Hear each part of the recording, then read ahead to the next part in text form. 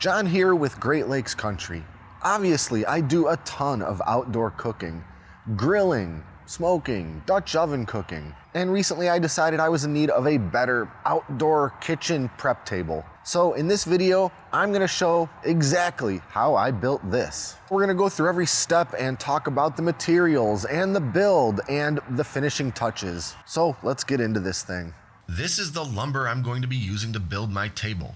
I'm using all red cedar, as is a common choice for outdoor furniture, because it's resistant to moisture and rotting, and it's relatively affordable compared to some of the other options. This whole build is done with 2x4s, 2x6s, and 1x6 boards. And there are a couple extra pieces here than what I hope to actually use, but I always get a spare or two in case I screw something up along the way. I'll start by measuring and cutting all of my individual pieces that I need for this project. Sometimes I make up a design as I go, and I figure out my measurements as I need each piece. But this is one of those times where I have an exact set of plans I'm working from. I designed and laid out every component of my table build on my computer, so I'd know exactly how long to cut each board and how much total lumber I'd need to buy. And after blueprinting the whole thing out, I then like to map out each cut so I can make the most efficient use of the lumber I buy. Doing this step has saved me a bundle over the years because it reduces scrap by optimizing each and every piece of wood. Anyway, after finishing all my cuts, these are all of the individual pieces that will comprise my finished table. So let's build this thing. The frame of this table consists of 4 main components: 2 side leg assemblies, the top frame, and the bottom frame. I'll start with the legs. For each side, I just need to make a U shape out of 2 long 2x4s and 1 short 2x4. Again, see the video description if you want to see exact measurements for everything.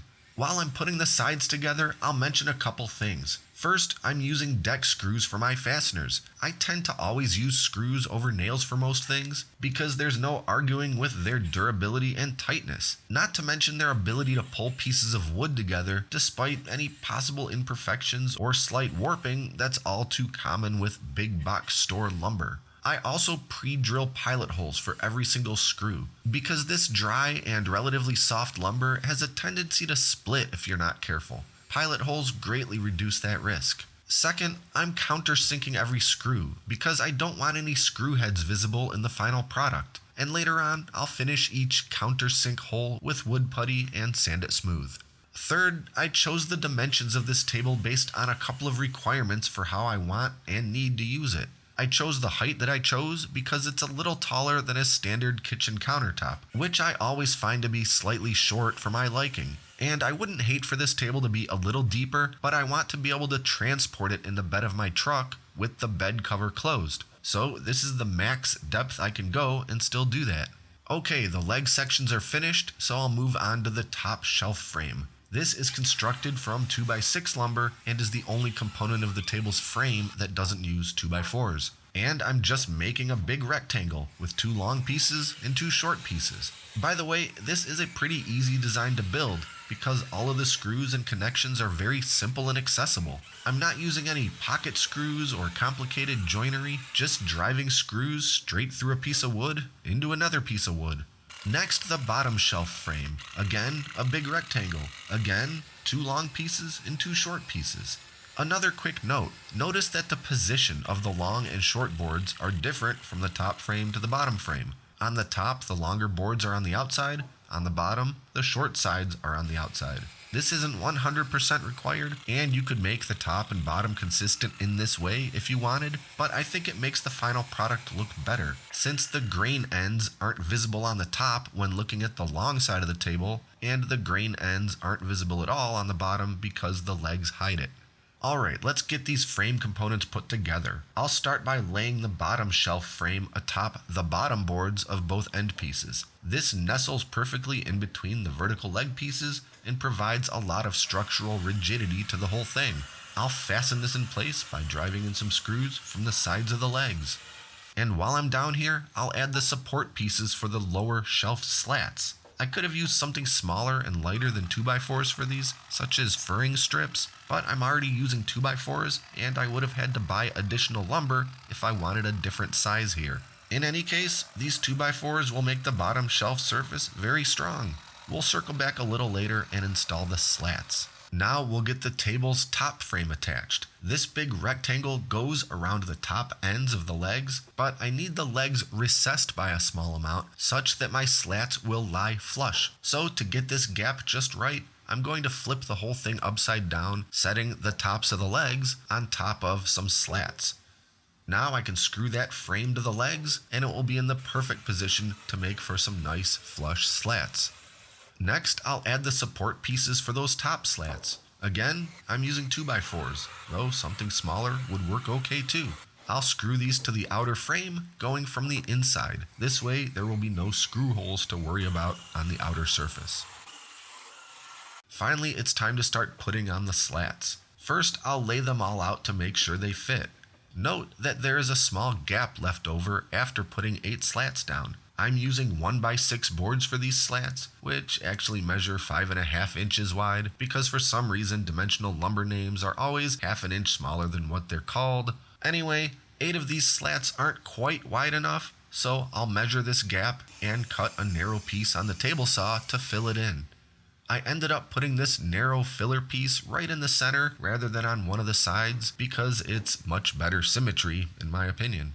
Another quick note, some outdoor table designs stress the importance of leaving a narrow gap between each slat on the tabletop. I don't intend to ever leave this table outside in the rain or snow, so I don't need that. And I'd much rather have a solid gap-free top because I'm not going to lose anything through any gaps, and well, it just looks way better this way. Anyway, I thought quite a bit about how I wanted to attach these slats. I could use screws or finishing nails, but those are going to leave a million holes in my pretty tabletop either way, so I decided to go with glue. The only reason to fasten them at all is basically so the slats don't fall out when I tip this table over to load into my truck, so some good old wood glue is going to work just fine. So I'll lay a nice thick bead of glue down those supports and just start laying them in place. And just for good measure, I'll set a bunch of lumber and other heavy stuff on top of those slats for a little while, just to make sure everything stays nice and flat while the glue dries. Next, I'll do the same for the bottom shelf. Because the bottom shelf is a bit shorter than the top, I actually had to trim a little off from a couple of the slats to make them all fit. To keep things symmetrical, I trimmed a little bit off of 2 slats rather than trimming more off of only 1. Not exactly necessary, but it looks a lot nicer to my slightly obsessive brain. After all the glue is dry, my table is fully built, and it's time for the finishing touches. First, I'll go around with some wood putty and fill in all those visible screw holes. And the next day, I'll come back around and sand them all smooth. And I'll give the entire thing a light sanding as well, just to smooth out any rough edges and make the whole thing a little nicer to the touch. Yes, I could have done this by hand and got a little more precise, but these old hands aren't what they used to be, and I'm all about letting a machine do some of the work. Next, I'm going to get the wheels installed. These are just some 4-inch swivel wheels with locking mechanisms. I did take the height of these wheels into consideration when designing the dimensions of this table. The table itself is actually the exact height of a standard kitchen counter. Adding the wheels just gives the whole thing an extra 4 inches in height. Installing wheels is of course completely optional, but this table is meant to be mobile, and now this pretty heavy thing moves around with absolute ease. Now to give this table a couple coats of spar urethane. Again, I'm not intending to leave it out in the weather for any amount of time, but a good layer of protection is still a great idea, considering it is still going to be used outdoors, not to mention being used as a food prep table. Spar urethane is great stuff for finishing outdoor furniture, though I do like to thin it out just a little with some mineral spirits, maybe about a 15% ratio. This will let the urethane soak into the wood deeper and also makes it easier to apply without showing any brush marks. I'll do a good thorough coat on every part of this thing, let it dry overnight, give it a light sand with fine grit sandpaper, and then do one more entire coat. Spar urethane will give this red cedar a bit of a deeper, more golden color, and that's perfectly okay with me. I think it looks absolutely fantastic, and the wood isn't going to fade and turn gray anytime soon.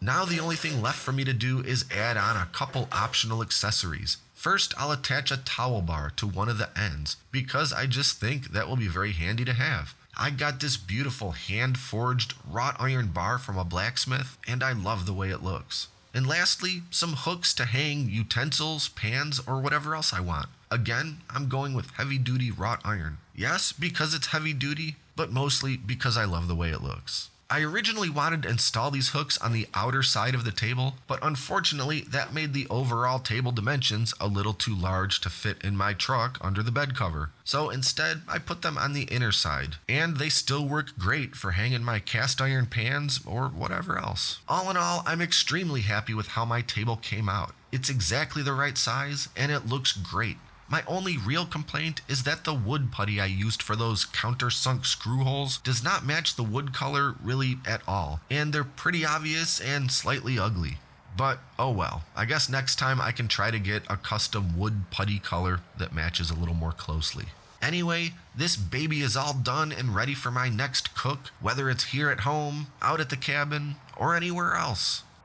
So that's about it. That's my rolling outdoor kitchen prep table. If you like the looks of this thing and you want to build one exactly like this for yourself, I'm going to put a link in the video description to the plans that I showed on the screen earlier, as well as that sort of guide that shows all the different cuts that I had to make to put this thing together. Be sure to like and subscribe and stay up to date with all our latest stuff, including future building and outdoor project videos. And consider supporting us on Patreon at patreon.com/Great Lakes Country. Thanks for watching, and until next time, I'm John, and this is Great Lakes Country.